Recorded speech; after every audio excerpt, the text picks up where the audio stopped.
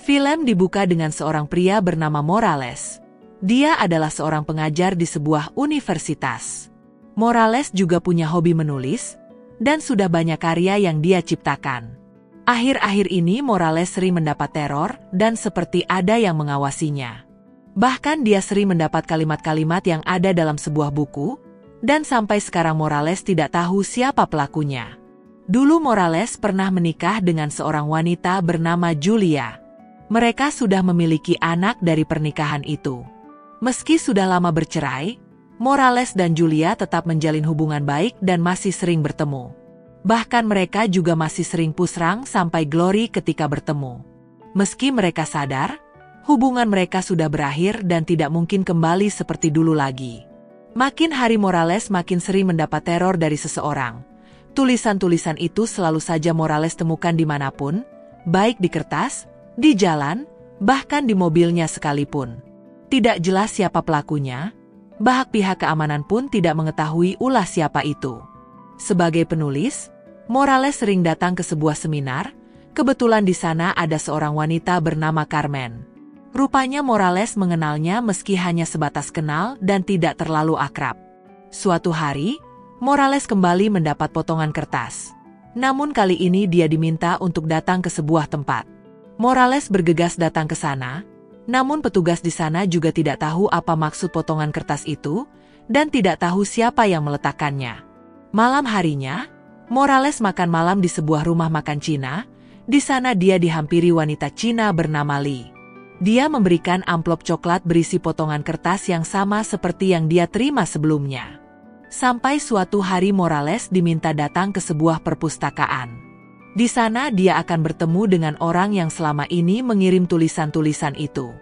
Morales dibuat terkejut. Ternyata orang itu adalah orang yang bekerja di restoran Cina yang sering dia kunjungi. Benar saja, dia adalah Li. Rupanya Li adalah penggemar berat Morales. Karya-karyanya sudah dibaca semua dan Li menyukai itu. Dan dia juga sudah lama mengawasi Morales dari kejauhan.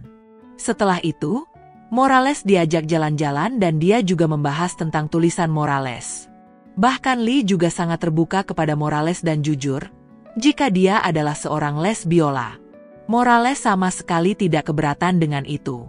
Mereka bersama sampai malam hari, dan Morales juga mengajak Li untuk datang ke rumahnya. Meski Li berbeda, pada akhirnya Morales mengajak Li untuk pusrang sampai Glory. Dan berharap Li bisa sembuh dan hidup normal lagi. Sementara Li juga mengaku jika pengalaman kali ini benar-benar berbeda. Tidak seperti sebelumnya ketika pusrang sampai Glory yang biasa dia lakukan. Makin kesini hubungan Morales dan Li makin dekat. Mereka sering bersama dan pastinya sering pusrang sampai Glory sampai berkali-kali. Li juga mulai sadar dan mulai ingin hidup yang normal dengan pasangan layaknya orang pada umumnya. Li juga mengajak Morales berkunjung ke rumah dan memperkenalkannya kepada kakek dan juga sepupunya yang bernama Bei. Namun sepertinya, Bei kurang suka dengan kedatangan Morales ke sana. Kedekatan mereka makin menjadi dan pusrang sampai Glory hampir setiap hari mereka lakukan. Sampai suatu hari, masalah muncul. Li mengatakan jika hubungan mereka terlalu jauh dan tidak selayaknya mereka begini. Li kembali mengingatkan jika dirinya ini adalah les biola. Namun Morales tidak peduli, dan akan mencoba merubah Li menjadi lebih baik. Pada akhirnya Li pergi meninggalkannya. Sementara Morales yang sudah jatuh hati pada Li, tidak ingin kehilangannya. Dia terus mencari keberadaan Li, namun tidak menemukannya. Sampai suatu malam, dia melihat Li basah kuyup karena kehujanan. Morales kemudian menghampirinya dan membawanya ke rumah. Pada akhirnya mereka berbaikan dan pusrang sampai Glory kembali terjadi sampai berkali-kali. Malam itu, Li menceritakan semua masa lalunya, dan mengatakan dia bisa seperti ini gara-gara Bei. Dulu Bei pernah memaksanya untuk pusrang sampai Glory. Dan semenjak itu juga, Li membenci semua pria dan jadilah dia seperti ini. Tapi semenjak Li mengenal Morales, matanya mulai terbuka, dan tidak semua pria seperti Bei. Li kembali menemukan rasa cinta yang sebenarnya. Namun entah mengapa malam itu, Li kembali menghilang entah kemana. Morales dibuat galau, dan dia kembali mencari keberadaan Li. Kesana kemari Morales tidak bisa menemukan Lee termasuk di rumah kakeknya. Bahkan salah satu teman Lee juga didatangi oleh Morales, dia adalah Glenda. Di sana Glenda mengatakan jika dia tahu semuanya dan akan membantu Lee. Sampai suatu pagi Morales pergi ke sebuah acara para penulis terkenal. Dan ternyata Lee juga ada di sana. Namun tak lama Carmen datang ke sana dan mengatakan jika Lee bersamanya.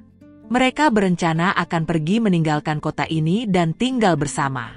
Morales tidak bisa berbuat banyak. Bahkan meski Lee sudah dibujuk untuk kembali bersamanya, Lee tetap menolak dan ini sudah menjadi pilihannya.